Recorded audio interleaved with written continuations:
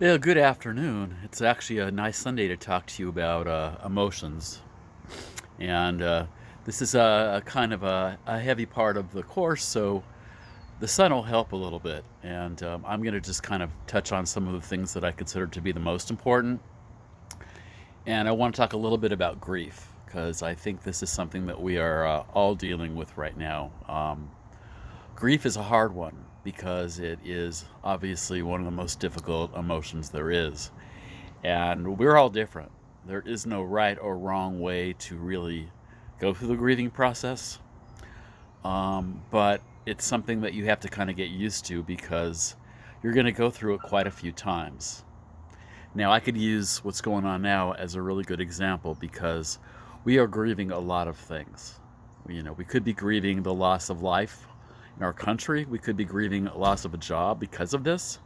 We could be grieving just the fact that it seems like some of our routines and our freedoms have been taken away. And so we are kind of in a state of mourning, all right? And when we're in mourning, we're just, we are not ourselves. We have to face the fact that we are dealing with a lot of pain.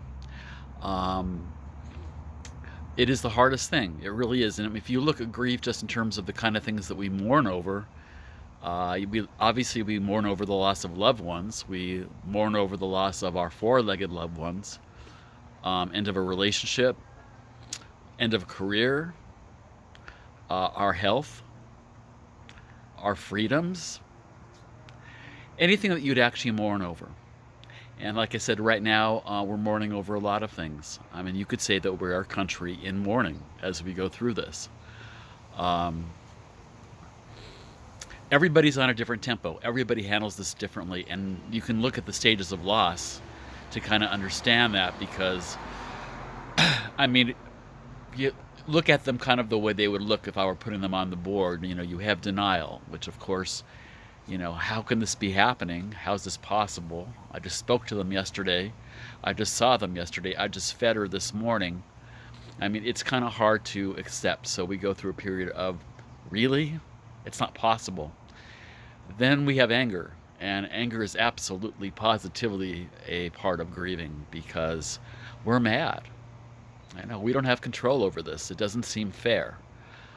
Bargaining, in which we try to make sense of this and maybe offer something in exchange for this ending or for bringing them back. That's kind of a normal human response when we really don't know what to do and we want some control back. Depression makes complete sense. I think you have to kind of fall to the ground. I think you have to kind of really break open at some point. I mean, the anger's up there.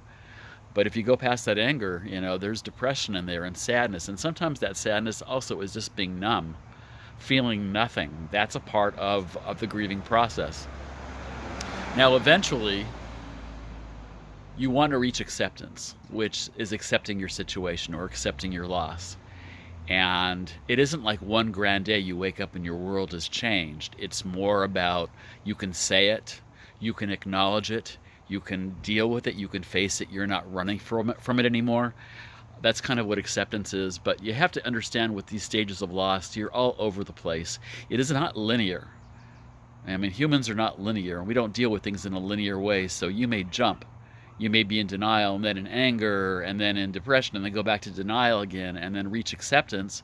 But then you maybe go back, slide back a little bit. So you have to understand if you're an emotional basket case, you're not crazy. That is part of what grieving is. Now, move this around a little bit. Depression. Depression is not sadness. Sadness is fleeting. Depression, you could say, is long lasting. And obviously, it can affect your life more. So, what kind of depression is there? There's situational, which could be the result of a loss or a breakup or something profound, a life change. But the nice thing about that is that you can attribute it to what happened to you so that the only real cure is, let's say it together, time. Okay, you have to have distance between you and the event. But then there is clinical depression, and that is different. That is more chronic, and it is not necessarily the result of anything going wrong. You could have a great life, but still you have an emptiness. You feel depressed a lot of the time. That could be a result of a chemical imbalance. And that chemical imbalance basically is there just is not enough of the brain chemicals. They're not flowing in the right direction to elevate or to put you at a neutral state. So you find yourself depressed more than not. And that is often genetic, which means, yes, this is one of those things that runs in families. Doesn't mean your parents had it, but your grandparents could have had it. So it is definitely genetic, and one of the things that they look for when it comes to assessing depression is whether it is something that has run in your family before. And as we know, it can be quite serious. Now there are medications for this. You call inhibitors that kind of work with the brain. They're not happy pills, but they are neutral pills, meaning that they kind of put you back at an even keel so you can function and you can get to work and get to school and all that, and you're able to kind of do your stuff. But it's not a high. That's a different department store altogether that I would never promote. This works with your body, and it can take time, and it's something that you start off and take, may not feel the results for 2 weeks, and then if you decide or your physician decides that you should stop, then you do it gradually.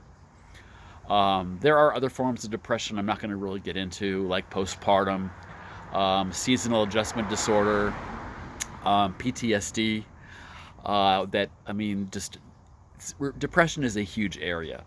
So I wanted to go over at least the main ones, but there are other parts of depression also. Now, if you flip depression on its head, oftentimes what you find is anxiety.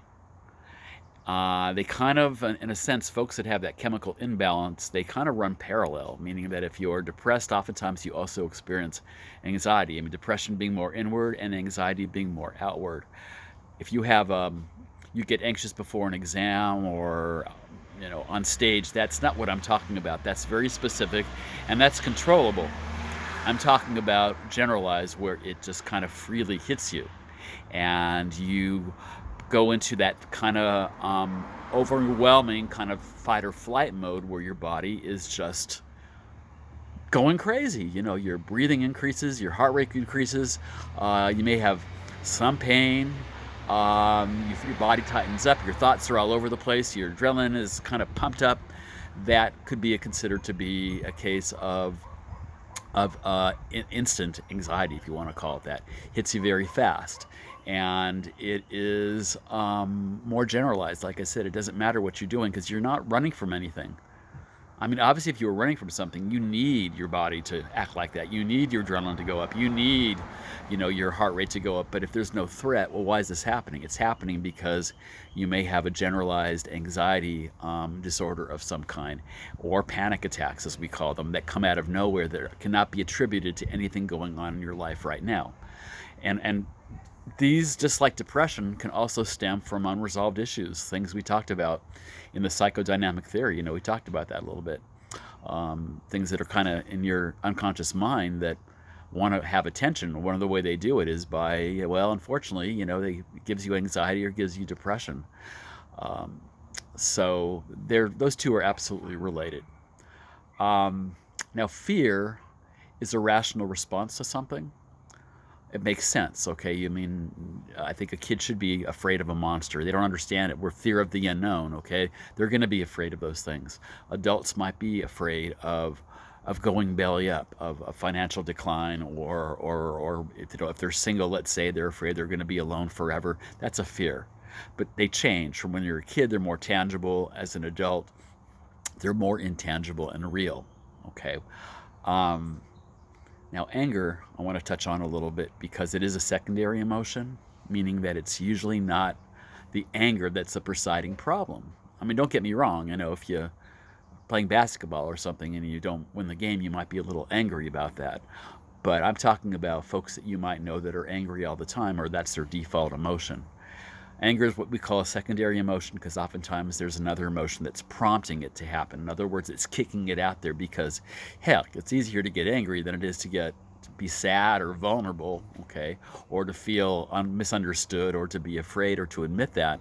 So anger is oftentimes what we express. There's direct anger where you actually deal with the problem. You deal with it directly. Indirect, of course, not so great. taking it out on inanimate objects or taking it out on folks that have absolutely no involvement in it. Okay, and that's not good, obviously. Um, there is a process called catharsis where if you get too angry, or actually this could be too angry or too upset, even too afraid sometimes, a catharsis is kind of a way for your body to relax so that you are able to kind of go back to neutral, because the body does not respond well when it's overcome with any kind of major emotion. So a catharsis would be that attempt to kind of take a break or to come down from that so your body can be neutral again. Laughter, physical activity, things like that, artwork, music is cathartic to a lot of folks. And so they take a little break, take a little mini vacation, and it helps them to kind of come back to a state where they can function. Okay.